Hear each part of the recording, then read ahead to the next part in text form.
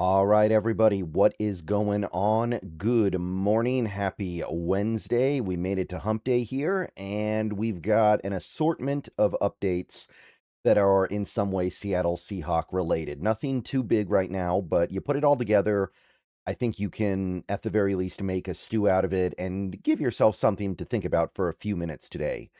So let's go ahead and talk about some of the updates we got at various points of the day yesterday. This video is sponsored by Prize Picks. Let's start with this one because this is the one that I think people might be invested in. This is the one that I think people might care about. This comes from Seattle Sports. We got an update on Nick Emmanwori from a Steve Wyke. Steve Weich. I don't know how to pronounce his last name. But Steve Weich said some stuff about Nick Emmanwori, who, as most of us know, went on the physically unable to perform list earlier this week, and some people are concerned. There's some reason to be at least a tiny bit afraid. I mean, it would have been better for him not to be on the PUP, but now that he is, we have to accept that there's a wide range of outcomes from here. But according to Steve here, there's not really too much to think about at the moment. I have been told it's not something they are overly concerned with. I don't think it's something that's going to keep him out for a while. My understanding is that he's not going to have surgery or anything. And as of today, we are now 49, I believe, 49 days away from week one. And don't get me wrong, Nick Emmanwori needs to actually be able to practice leading up to a game. He can't just come off the bench cold after nursing an injury for 7 weeks and then just play in an NFL game, especially a week one game.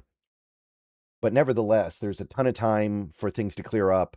And based on everything we're hearing, whatever is going on with Emmanwori is pretty minor. So if anybody was particularly alarmed about the Emmanwori stuff, seems like we're okay. But we'll find out more in the coming weeks, of course. So I guess it's the best news you could receive at this point in time. I guess the only thing that would have been slightly better would have been if he had just failed his fitness test and needed a couple days so he could take it again and pass it, which is, I don't think, uncommon for NFL players, especially when they show up off the offseason for the first time in a while. And certainly these guys have been home for a while. But other than that, this is probably about the best you could hope for. All right, so that's the big thing. That's the main thing because Emmanwori actually matters to this Seahawks team a lot.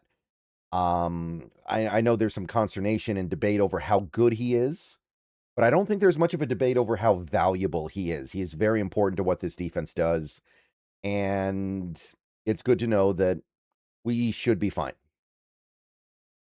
Now, the Seahawks did have a handful of players in for tryouts yesterday. They tried out a receiver and 3 defensive backs. So again, they seem to be hitting that defensive back thing pretty hard. Seems like they are interested in finding another depth guy, which I don't know what exactly we should read into that. Maybe nothing, but maybe a guy like Nehemiah Pritchett isn't really standing out the way they were hoping. Maybe even a guy like Andre Fuller doesn't look ready yet, and they want to get another NFL capable body for at the very least training camp. Maybe something like that. I don't know. But we met with Malik Heath, wide receiver, Brandon Johnson, defensive back, Amarian McCoy, defensive back, and I already talked about DeAndre Prince the other day, but defensive back as well, a former 5th-round pick. Now, on its own, this would not be very compelling, but later yesterday, we actually signed one of them, Brandon Johnson.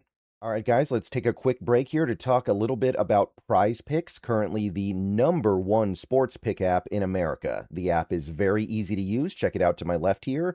You can do player picks, where you just pick more or less on a few player stats and lock in your lineup. Or you can pick teams, where you pick winners, spread, or total on any game or fight.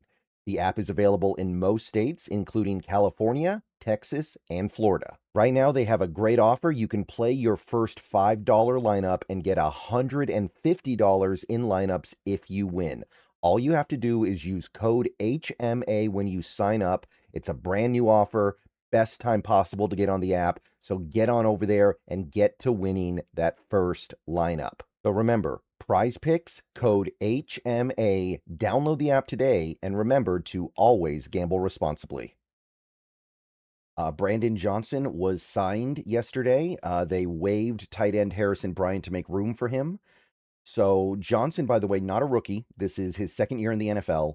He was a practice squatter for the Philly Eagles last year. Played a little bit. Played, I think, meaningful defensive snaps in one game, and it was a late season game. So not really a lot of NFL experience, but technically he was in the NFL last year. So Brandon Johnson is your new Seattle Seahawk. Harrison Bryant was the guy who got let go for this, which is notable because Harrison Bryant is a player of some relevance in the NFL. He's actually made plays in the NFL before.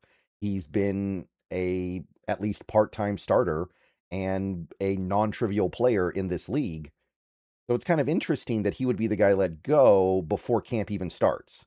It's like you sign him, you get him all the way to this point, and then right before camp starts, he's out of here.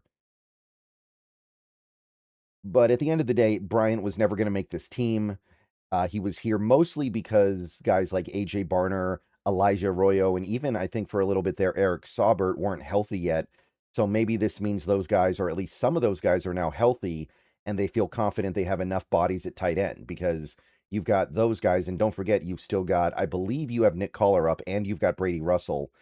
So that's probably why. But part of me is kind of like, man, Harrison Bryant must kind of feel like we really wasted his time because camp hasn't even started yet, and he's not just some nothing player that's grateful to be on a roster for a few minutes. So little bit notable, I guess, but I'm not going to belabor the point too much because again, he was never going to make this team anyway. Hopefully this means that when training camp starts on Friday, guys like Barner and Arroyo are good to go, and there's no PUP for those guys. So that's the news from yesterday. Obviously, pretty small news. Only other thing, Corbin tweeted this out yesterday. Corbin, I made that video about Devin Witherspoon yesterday afternoon, talking about how it looked like the contract was about to come in. And according to Corbin, that is the case. If it isn't announced before Saturday, it won't be long after camp opens. So Corbin, with all of his wisdom and all of his power and all of his inside information, seems to believe that Devin Witherspoon is going to get his extension either before camp starts or within the first few days of camp opening. So kind of the same thing that I was alluding to. I don't think there would be, they must be very close. They must be very close to an agreement. And I don't think the distance between the agreement right now is significant enough to even have a small chance of derailing things.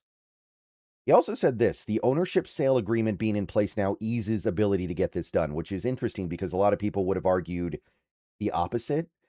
But it seems like in this case, the sale did kind of give the green light for something like this to go down because now we know where the money's going to come from. And I know that there's some paranoia and fear around the new ownership maybe not being the open pocketbook type, but this is kind of a slam dunk opportunity for the owners to come in and prove, or at least show that they're not going to be a problem in that regard.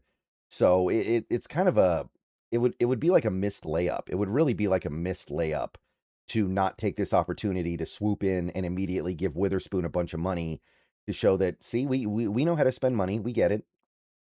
So maybe that's kind of the perspective he's coming from, and I get that. All right, see you guys later. Go Hawks. Another video coming later today, at least, and I'll see you guys soon.